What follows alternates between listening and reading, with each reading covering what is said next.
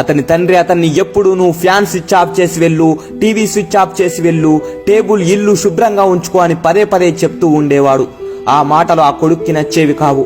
ఇంట్లో ఉండటానికి ఇష్టం ఉండేది కాదు.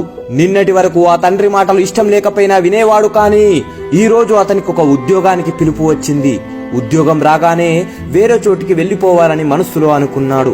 ఇంటర్వ్యూకి బయలుదేరాడు. తండ్రి ఇంటర్వ్యూకి వెళ్తున్న కొడుక్కి వాళ్ళు అడిగిన ప్రశ్నలన్నింటికీ ధైర్యంగా సమాధానం చెప్పు, ఒకవేళ నీకు తెలియకపోతే ఆ ప్రశ్నల్ని కూడా నువ్వు ధైర్యంగా ఎదుర్కో అని చెప్పి ఖర్చులకు కొంచెం ఎక్కువగానే డబ్బులిచ్చి పంపాడు. ఆ కొడుకు ఇంటర్వ్యూ జరుగుతున్న అడ్రస్ కు వెళ్లాడు. అంత పెద్ద బిల్డింగ్ కి సెక్యూరిటీ లేదు. గేట్ యొక్క గడి కొంచెం వెళ్తున్న వాళ్ళ చేతికి తగిలేటట్లు ఉంది. దాన్ని సరిచేసి లోపలికి వెళ్లాడు. లోపల గేట్ కి రెండు పక్కల చిన్న చిన్న మొక్కలు ఉన్నాయి. ఆ మొక్కలకు నీళ్లు పట్టి ట్యూబ్ ను నడిచే దోవలో పడేసి ఆ తోటవాడు మోటార్ ఆఫ్ చేయడానికి వెళ్లిపోయాడు. ఆ ట్యూబ్ ని చేతిలోకి తీసుకొని ఒక మొక్క యొక్క మొదళ్ల మీద నీరు పడేటట్లు పెట్టి లోపలికి వెళ్లిపోయాడు. రిసెప్షన్ లో ఎవరూ లేరు. ఇంటర్వ్యూకి ఫస్ట్ ఫ్లోర్ అని బోర్డు రాసి పెట్టి ఉంది. మెల్లగా మెట్లెక్కాడు. దారిలో నిన్న రాత్రి వేసిన లైట్లు వెలుగుతూనే ఉన్నాయి. ఎవరు ఆఫ్ చేయకుండా ఉన్నాయి. లైట్స్ ఆఫ్ చేయకుండా వెళ్తున్నామని తండ్రి చెప్పిన మాటలు వినపడుతున్నట్లుగా సడన్ గా అనిపించి వెంటనే మెట్ల వద్దకు వెళ్లి లైట్ స్విచ్లను ఆఫ్ చేసి పైకి వెళ్లిపోయాడు. ఫస్ట్ ఫ్లోర్ లో ఒక పెద్ద హాల్లో చాలా మంది కూర్చొని ఉన్నారు. అంతమందిని చూసి నాకిక్కడ ఉద్యోగం దొరుకుతుందా అని మనసులో అనుకుంటూ ముందుకు అడుగులు వేశాడు. అక్కడ ఫ్లోర్ పై ఉన్న మ్యాట్ పై వెల్కమ్ తలక్రిందులుగా ఉంది. దాన్ని కాలితో సరిచేసి లోపలికి వెళ్లిపోయాడు. ఆ హాల్లో ముందు వరుసలో చాలా మంది కూర్చొని ఉన్నారు. వెనుక వరుస ఖాళీగా ఉంది. కానీ ఫ్యాన్ తిరుగుతూ ఉంది. గదిలో ఎవరూ లేనప్పుడు ఫ్యాన్ ఎందుకని వాళ్ళ అమ్మ అన్నట్లు మాటలు వినపడ్డాయి. వెంటనే ఫ్యాన్ స్విచ్ ఆఫ్ చేసి ఇంటర్వ్యూకి వచ్చిన వారితో కలిసి కూర్చున్నాడు. ఇంటర్వ్యూకి వచ్చిన వాళ్ళని ఒక దారిలో నుంచి లోపలికి పంపి వేరే దారిలో నుండి బయటకు పంపిస్తున్నారు.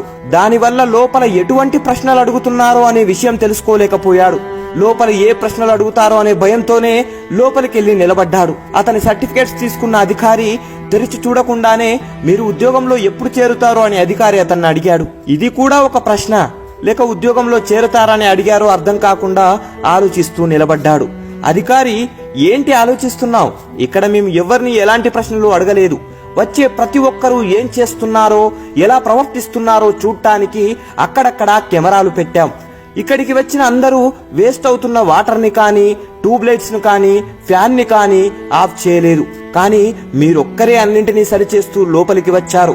మేము మిమ్మల్ని ఉద్యోగంలోకి తీసుకుంటున్నామని అధికారి చెప్పాడు. నాన్న చెప్పే మాటలన్నీ నాకు విసుగు తెప్పించేవి, కానీ ఆ మాటలిప్పుడు నాకు ఉద్యోగం ఇప్పించాయని సంతోషపడ్డాడు. తండ్రి మీద ఉన్న కోపం మొత్తం పోయింది. ఉద్యోగంలో చేరేటప్పుడు నాన్నని కూడా ఇక్కడికి తీసుకురావాలని మనస్సులో అనుకుంటూ ఇంటికి బయలుదేరాడు. తండ్రి మన కోసం ఏం చెప్పినా ఏం చేసినా మన భవిష్యత్తుకి మంచి జరగాలని చేస్తాడు. ఉలి దెబ్బలకి శిల బాధపడుతుంది అనుకుంటే రాయి శిల్పం కాదు. ఆ బాధని తట్టుకున్నప్పుడే ఆ రాయి శిల్పంగా మారుతుంది.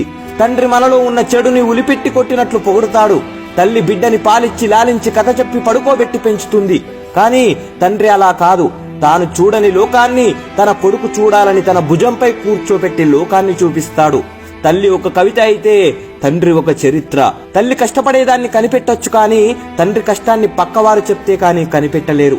మనకి తండ్రి 5 సంవత్సరాల వరకు గురువులాగా, 25 సంవత్సరాలకు శత్రువులాగా కనిపించే తండ్రి గురించి ఆయన చనిపోయిన తర్వాత ఆయన గొప్పతనం తెలుస్తుంది.